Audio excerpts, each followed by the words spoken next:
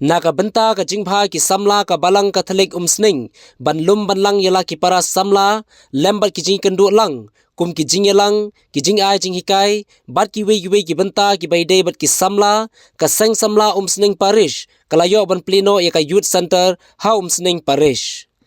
Ya katay ka youth center lapli doba Alexander lalu hek MLA kapenthor umkra haka artarik unok pra arhajar arfuar harangkat kajinge sekhilang da kajinge don ki phadar kentup yu vicar general ka Shillong Archdiocese u Reverend Father Richard Majau u Reverend Father Tobias Kharngap kenta bat kiwi ki lengdo ka balang ki samla bat ki longkme ka balang.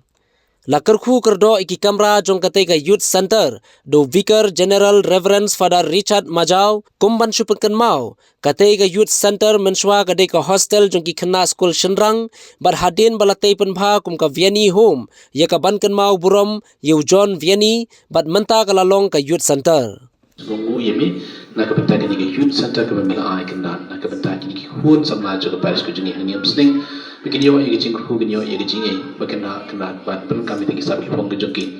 ko bre tra kena ni sumu ya I for the parish priest berkilin do baro ko kena kini ke parish ki bla ai kini ke lat kanti to putri tik na ye kini ke parish kena bagi hun samla jungi kini yo ye jing ko kini yo ye jingi ai kena kini ke jaga kenong kata kalat kanti ha ka yo ben bro yu play na kita ki sab ki phong kurku berai pon betra kila de ke kurku ke jeme betul kurku kena di kun sama jungi betul kurku kena di baby ni pan ke bro limpa chris utrai jungi